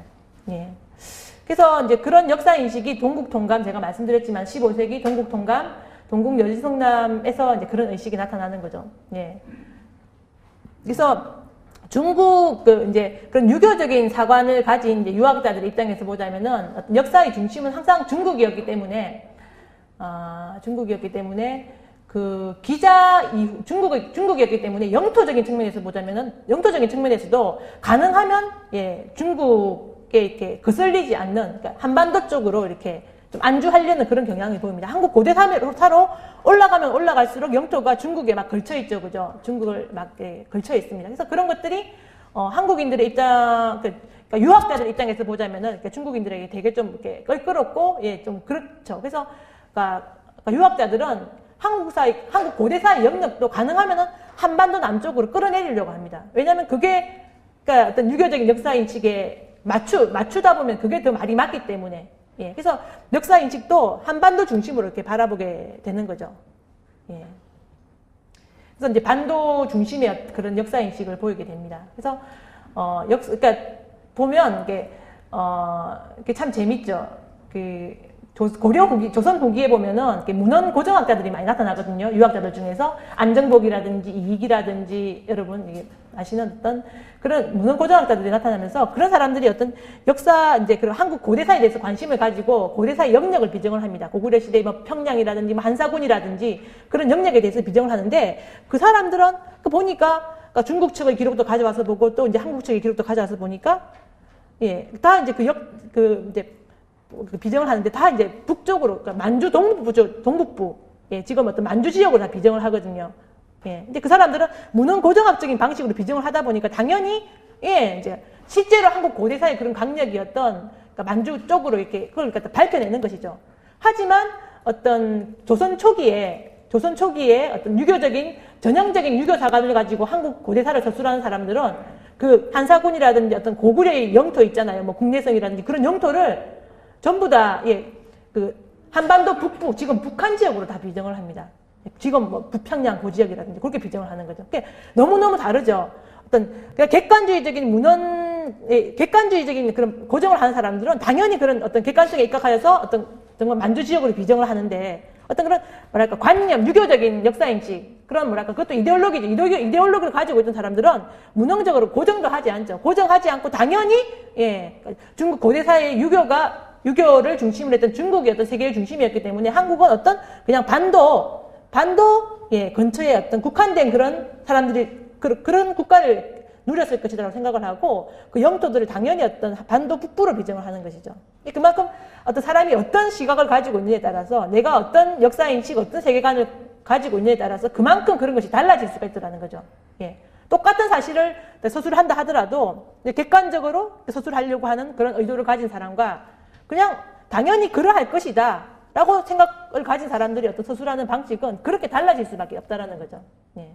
그러다 보니까 한국 그러니까 조선 초기에 동국 동감이나 아니면 신정 동국 여지승남 그리고 또 그런 것들을 개성하는 그런 역사서들이 등장하는데 이제 거기서 보면은 예, 그 역사의 그러니까 한국사의 고대 한국사의 어떤 정통성을 설정하는데 기자에서부터 이제 삼국 중에서도 기자 중에서 특히 이제 신라 쪽으로 비정을 합니다.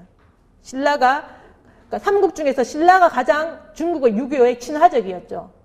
유교를 도입을 해서 삼국을 통일을 하고 유교에 가장 친화적이었습니다. 그래서 고구려나 백제는 그게 고조선 계통이거든요. 예, 고조선 계통입니다. 예, 그러니까 부여 고조선에서 부여로 이어지게 되고 부여에서 고구려, 백제로 갈라지게 되는데 고계통입니다. 그러니까 아무래도 유교를 그러니까 받아들이는 방식이 불교나 아니 고구려나 백제는 조금 약했고 신라가 훨씬 더 적극적으로 유교를 받아들였습니다. 그러다 보니까 역사의 중심도 기자에서 신라로 기자에서 마한이죠. 마한으로 가죠. 왜냐하면 어떤 유학자들은 기자의 어떤 기자 조선의 전통이 마한 기준이 기자 조선의 마지막 왕의 기준이 어떤 마한 지역 지금의 백제 지역으로 옮겨가게 됐다고 믿었기 때문에 실제로 어떤 그 번조선이 멸망하면서 그 기자의 후예가 번조선의 어떤 제후왕이었던 그런 기자의 후예가 마한 지역으로 옮겨가기는 합니다. 근데 그거는 뭐 한국 사속에서 일어나는 많은 어떤 왕족들 제후왕들의 어떤 그러니까 고조선이 멸망하고 난 다음에 제후왕들이 많이 흩어져 갔는데 그 중에 어떤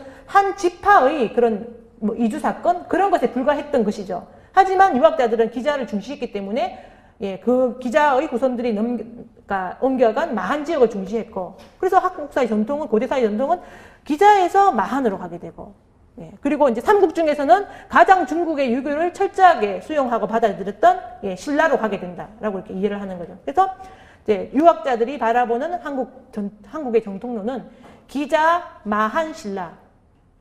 예, 예. 이어지는 어떤 그런 정통론을 이제 설정을 하게 됩니다. 그렇게 바라보게 될 때 한국의 어떤 고대사에 있어서 선도적인 세계관, 그리고 선도적인 세계관에 따라 세계관에 의한 어떤 그런 좀 방대한 영토라든지, 그리고 또 이제 그런 고구려나 부여계통의 역사는 사라지게 되는 것이죠.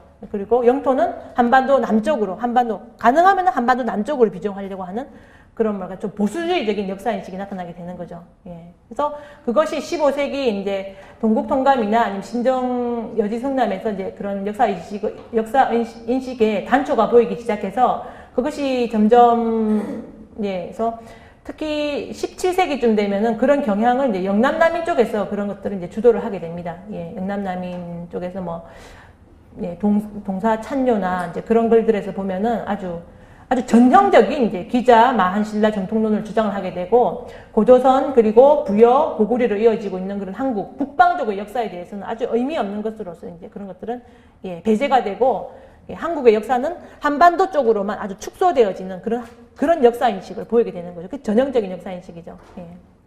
예.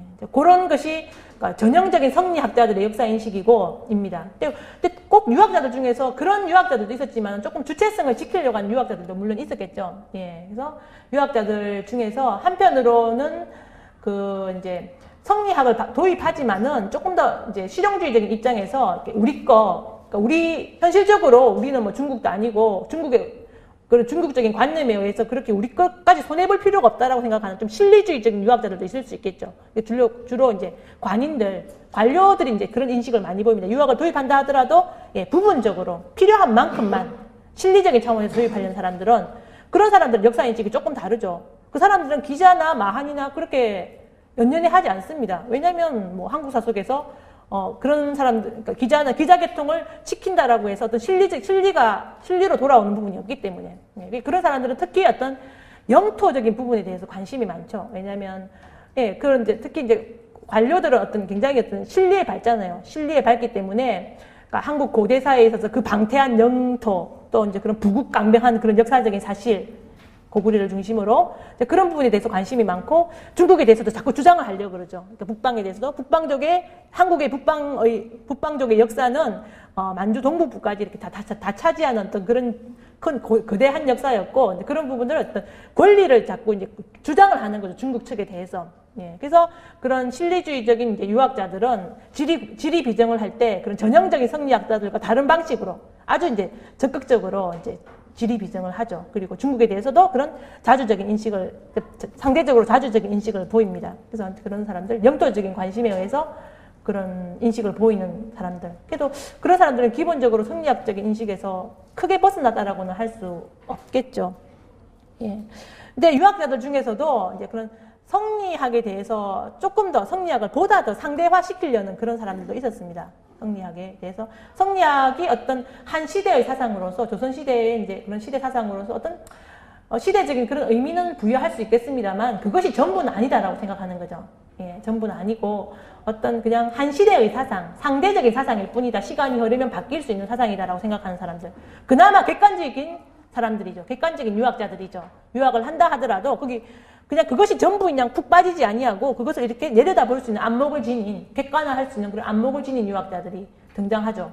그런 사람들은 그러니까 절충주의적인 성리학자, 그렇게 이름 붙일 수가 있겠습니다. 그래서 그런 사람들은 불교에 대해서도 그렇게 배타적이지 않습니다. 이단이라고 막 그러지 않습니다. 도교나 또 선도 전통에 대해서도 한국의 어떤 그러니까 시원적인 선도 전통에 대해서도 그렇게 이제 그런 전통을 어떤 한국의 역사적인 사상의 하나로서 인정을 하는 거죠.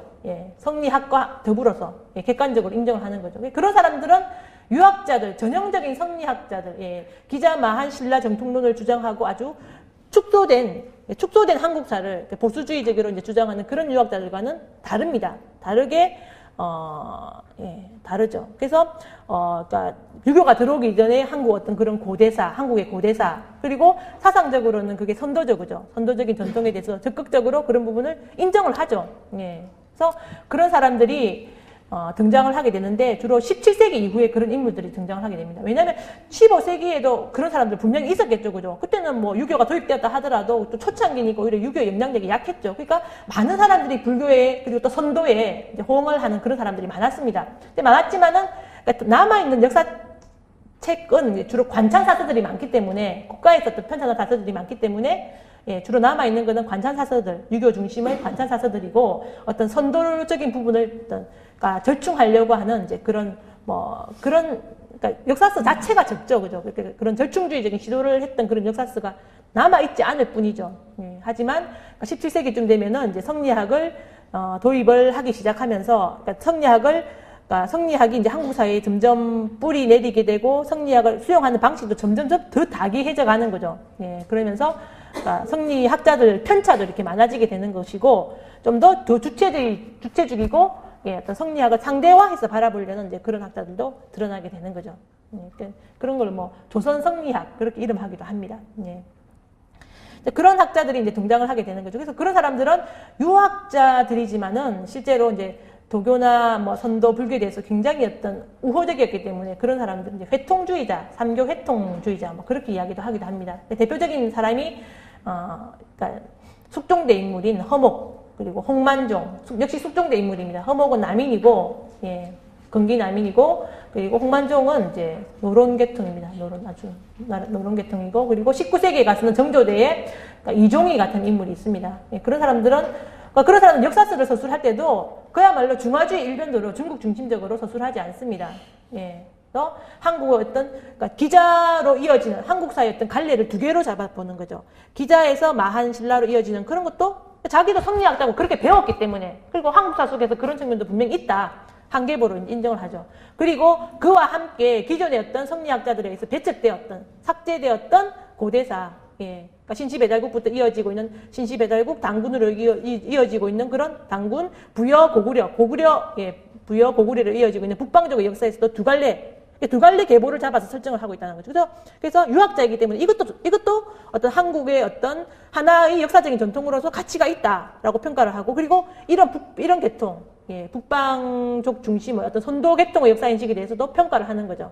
예, 그래서 허목 같은 경우에는 그 이제 신시배달국 시대의 어떤 한웅의 어떤 그런 치셈, 국가를 경영하는 그런 방식에 대해서 아주 이제 이렇게 유학자들 입장에서 보자면 그거는 원시고 야만이고 아무런 의미가 없는 것이죠. 하지만 그 허목 같은 경우에는 그거는 어떤 굉장히 순박하고 인심이 순박하고 어떤 나름대로 동방에서 어떤 그런 교화가 이루어졌던 시기로 높이 평가를 합니다. 정말 대단한 변화죠, 그죠? 예, 꼭 평가를 하고, 그리고 또 이제 그런 동이족의 어떤 그런 역사적인 전통에 대해서도 어떤 객관성을 가지고 그런 부분들을 서술해 주려고 그러죠. 그리고 당군조선의 전통에 대해서도 아주 이제 적극적으로 평가를 합니다.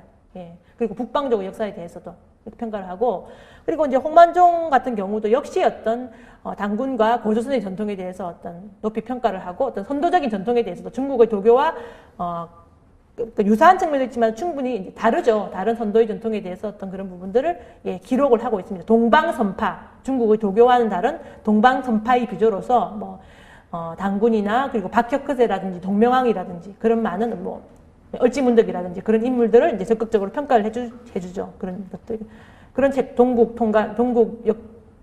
역대총목 그런 책에서 그렇게 서술을 합니다. 그리고 19세기쯤 되면 이제 그러니까 소론 출신인 이종이라는 인물, 예, 아주 소론 중에서도 아주 좀 잘 풀린 가문이죠. 소론들이 그때 노론에 밀려서 별로 세력을 못 폈잖아요. 이제 그래도 그 이종희 집안은 꽤 괜찮은 소론 집안이었습니다. 그래서 아들이 정조대 이제 그런 그 규장과 각신도 했고요. 이제 그 집안 인물인데 거기서는 그 사람도 역시 겉으로는 이제 유학자를 표방을 하죠. 자신이 이제 성리학자인 것이고 이제 표방을 하고 이쪽 제가 말씀드렸던 한 계통 기자에서 마한 신라로 이어지고 있던 그런 계통에 대해서도 이제 평가를 해줍니다. 그러니까 유학자이기 때문에. 하지만 한편으로는 이런 북방족의 역사, 고조선에서 어떤 부여 고구려를 이어지고 있는 그런 선도의 역사, 그리고 이제 북방족의 역사에 대해서 아주 적극적으로 평가를 합니다. 그 허목이라든지 홍만종 몇몇 어떤 그런 절충주의적 성리학자가 있지만 그 중에서 특히 이제 이종희는 적극적으로 그런 부분을 평가를 하죠. 그래서 수산집이라는 어떤 문집에, 개인 문집에 보면은 신사지라고 있습니다. 신사지.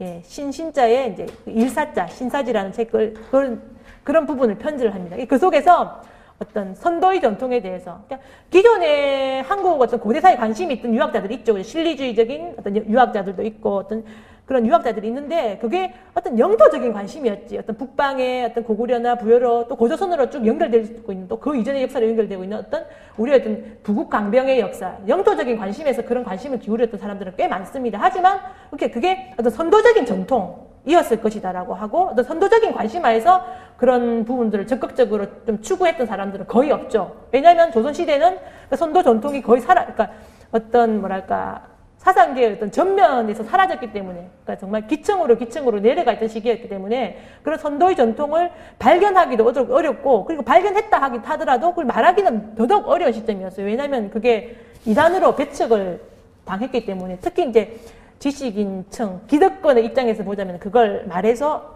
피해를 당한다는 게 그걸 쉽지 않은 그런 측면이 있었기 때문에 말하기가 어려웠죠. 근데 이종희는 아주 좀 교묘하게 어떤 이런 보통 사람들은 그걸 알아도 그 많은 유학자들이 이제 그런 자기 개인 문집 속에 그런 기록들을 나는 어떤 고기라 그러죠.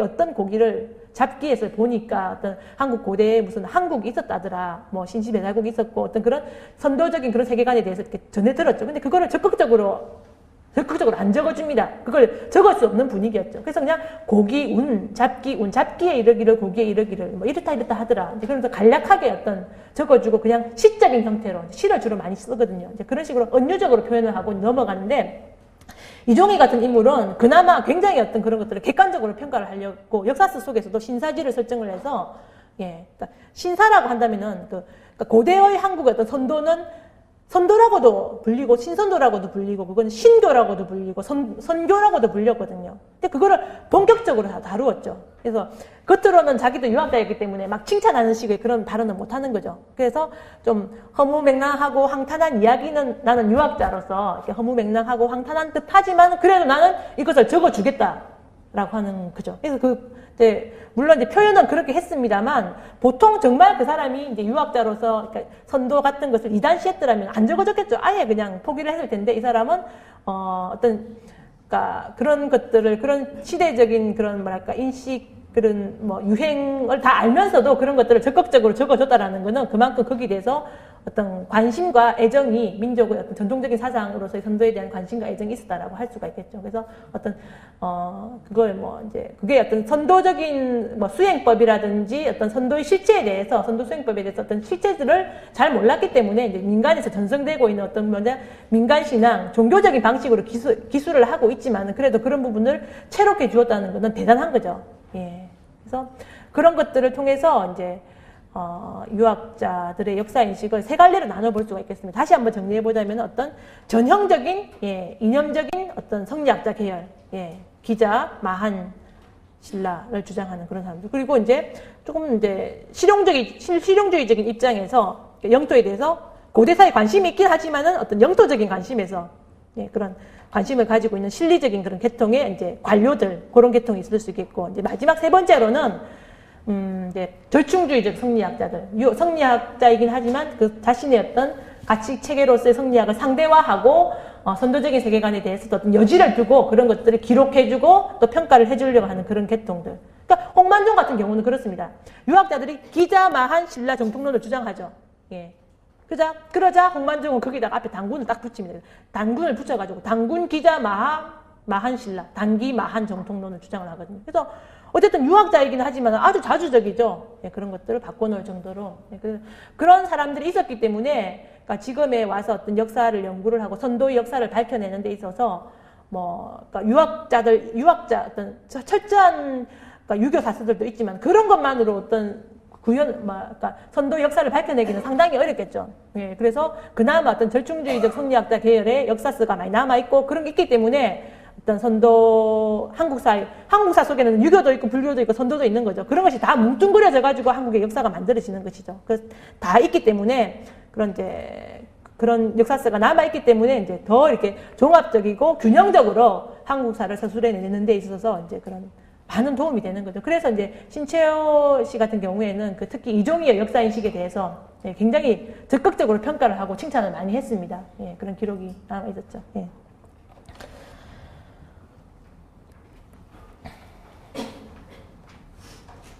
예. 그래서 뭐 이제 그러면서 그래서 이제 성리학적인 역사 인식이 도입되면서 어쨌든 한국사 속에서 선도적인 역사 인식이 이제 뒷편으로 이제 밀려나게 되는 그런 과정에 대해서 말씀드렸습니다. 예. 그런 과정 속에서 다시 한번 이제 주목할 만한 사건은 이제 국가가 계속 어떤 선도에 대해서 이제 엄사로 비판을 하는 거죠. 이제 유교를 중심으로 삼다 보니까 어떤 선도라든지 불교에 대해서 굉장히 탄압을 많이 합니다. 특히 이제 선도는 아주 엄난한 제사라고 해서 비판을 하거든요. 특히 그래서 이제 그래서 이제 국가적으로 탄압책을 많이 쓰는데 그 제천 전통, 그러니까 고려 시대까지 뭐 동맹의 유풍으로서 그 뭐 팔관회라든지 또 연등회가 있었고 또 국가적으로 많은 그런 어떤 천재들을 지냈습니다. 그 산신제, 성황제 이름으로 이제 그런 고려사에 보면 나오는데 그게 실제적으로는 다 어떤 선도적인 전통을 가지고 있는 그런 제천 의례들이 많았거든요. 이제 그런 거 지냈습니다. 근데 그런 것들을 이제 국가적으로 용납을 할 수가 없겠죠. 조선시대에는. 그래서 조선시대에 들어와서 국가가 선도를 탄압하기 위해서 그러니까 국가적인 차원에서 선도를 탄압하기 위해서 제일 먼저 했던 게 제천의례를 폐지하는 겁니다. 예, 제천의례를. 예. 그래서, 제천의례 중에서, 제천의례, 아까 하늘의 제사 지내지는 의식은 선도적인 제천의례도 있을 수 있고, 그리고 중국 도교에서도 제천의례가 있습니다. 그리고, 예, 유교도 제천 의례가 있죠. 예, 그게 다 다르죠. 왜냐면 그 뿌리는 선도이기 때문에 선도에서 도교가 나오고 도교에서 선도가 나왔기 때문에 그 궁극적으로 천이라고도 하고 상제라기도 하고 이제 우리는 선도에서는 삼신이라 그러죠. 어떤 그런 하늘을 그런 궁극적으로 삼신이라 그러는데 그 대상은 뭐, 예, 있습니다. 그러니까 선도에도 있고, 도교에도 있고, 예, 유교에도 있습니다. 근데 그것을 국가가, 조선은, 그러니까 유교적인 그러니까 역사인식, 중화주의적 역사인식을 딱 취하면서, 천재는, 예, 천자국만 지낼 수 있다라는 어떤 중화주의적인 역사인식의 대전제, 천재는 천자국만 지낼 수 있다는 그 전제를 수용을 하죠. 고려시대에도 고려시대에 유교를 도입을 하긴 했죠. 유교가 어떤 국가적으로 어떤 큰 뭐 영향을 미치긴 했습니다만, 그게, 예, 영향을 미치긴 했습니다만, 국가가, 그러니까 고려 왕조가 그렇게 그런 것들을 100% 중화주의적인 유교적인 역사인식을 그대로 수용하진 않았습니다. 유교를 도입하면서도 자주적으로 그걸 부분적으로 수용을 했거든요. 그러다 보니까 제천의례, 전통적인 제천의례, 팔관에, 그리고 유교의 제천의례, 그러니까 유교를 도입하면서 유교적인 제천의례, 원구제죠, 그죠? 원구제를 제후국인 고려에서 할 수가 있겠습니까? 예. 전형적으로 그 이론을 그대로 100% 도입한다면은, 예, 천재 지낼 수 없어요, 원구제를. 그런데 고려 왕실은, 예, 선도적인 제천의례를 지냈고, 팔관에 같은 거 다 지냈죠? 그리고 유교의 제천의례, 원래 지내면 안 되는 거죠. 그것도 지냈습니다. 원구제. 지냈습니다. 그리고 중국 도교의 제천의례, 초제라 그러죠.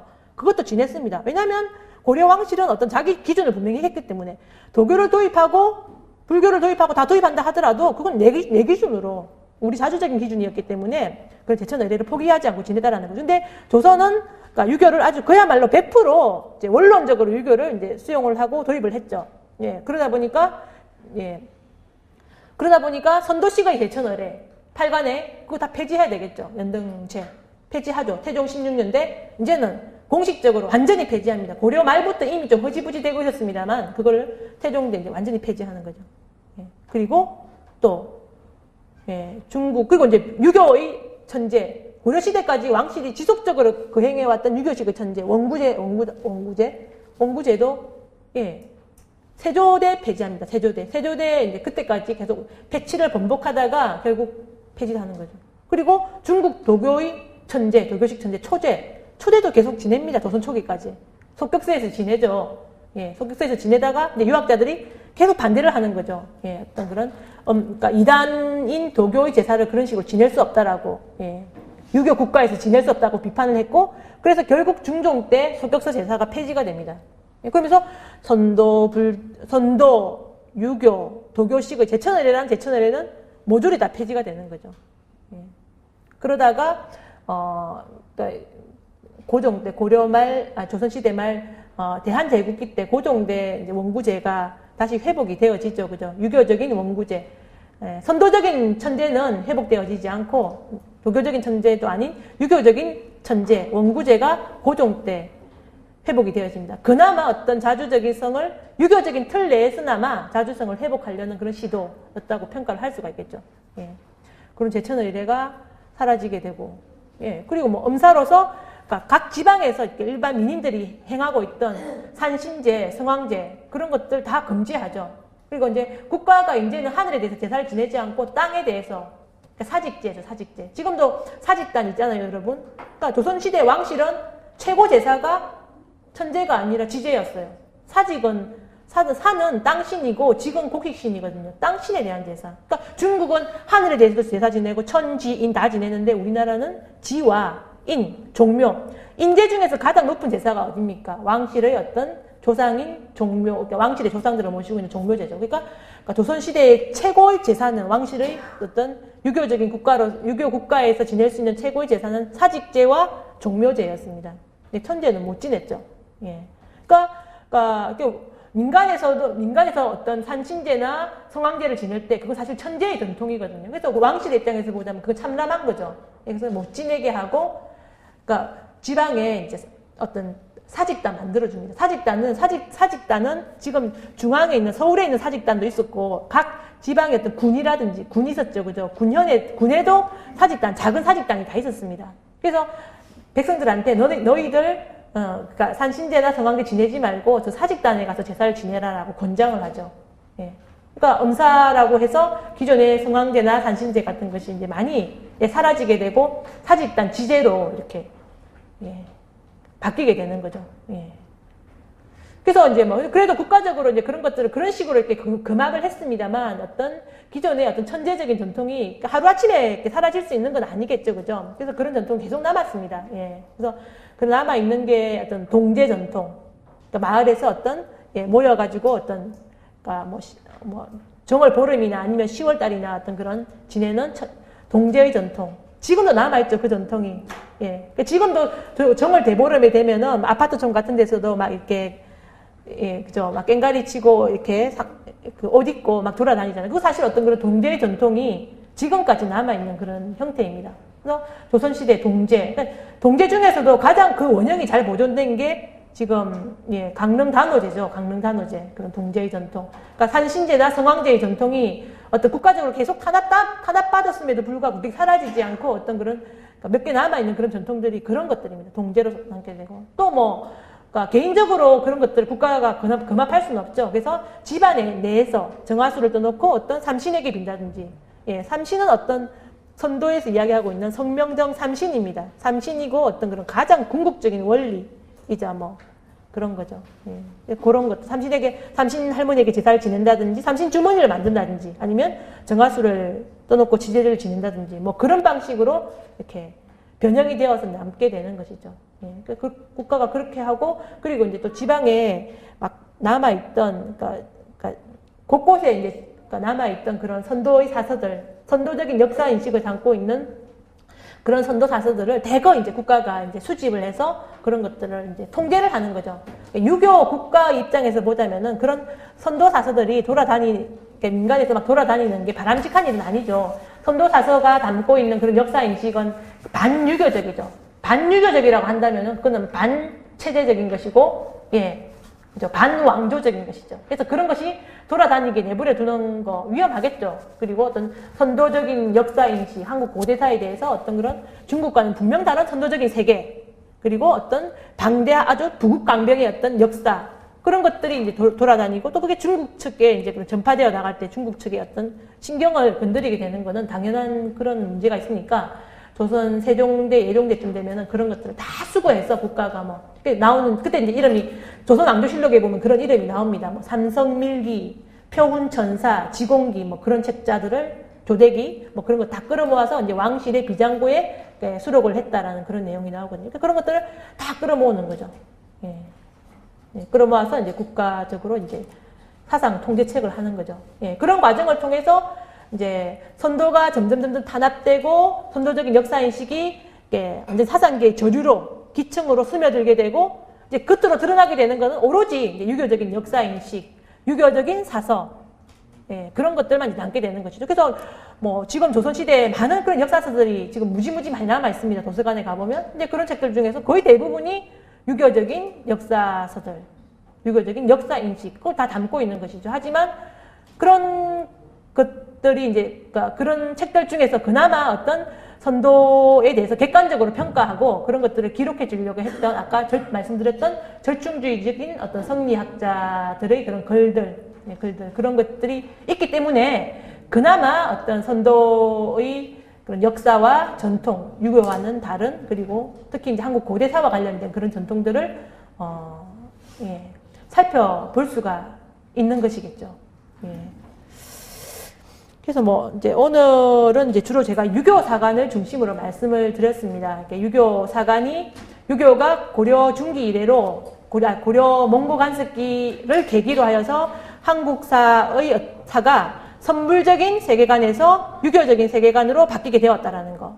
그런 계기로 인해서 역사인식도 선불적인 역사인식에서 유교적인 역사인식으로, 완전히 이제 바뀌게 되었다라는 거. 이제 그런 말씀을 드렸고, 이게 제가 주로 이제 유교적인 역사인식의 특징에 대해서 쭉 말씀을 드렸고요. 그리고 이제 그런 과정 속에서 선도가 어떻게 탄압을 받고, 사라져 갔던가라는 이제 그런 말씀을 드렸습니다. 그래서, 그러니까 이거는 유교 사관을 중심으로 말씀을 드렸고, 선도 사관, 그러니까 기존에 남아있는 선도 사서들, 그리고 유교 사서들 속에서 남아있는 선도의 편린들, 그런 것들을 다 이렇게 모아보면 그건 또 하나의 선도사관이 나올 수가 있거든요. 예, 그것도 굉장히 또 재미가 있고 유교사관과는 전혀 다른 방식의 역사인식을 보이고 있습니다. 예, 그거는 선도사관이 없는 건 아니죠. 오늘은 제가 유교사관을 중심으로 말씀드렸기 때문에 그 부분에 대해서만 국한해서 말씀을 드렸고, 다음에 또 기회가 있으면 이제 선도사서들 그리고 선도사관에 대해서도 한번 이제 이야기를 하게 되면은 이제 더 어떤 한국의 어떤 역사의 한 부분들 중에서도 더 뿌리가 되고 더 이제 그 저변에 자리하고 있는 그런 그 부분에 대해서 이제 본격적으로 말씀을 드릴 수 있을 것 같습니다. 그래서 오늘은 그 한국인들 역사인식 중에서도 특히 이제 유교사관을 중심으로 말씀드렸고요. 예, 말씀드렸습니다. 예, 오늘 강의 마치겠습니다.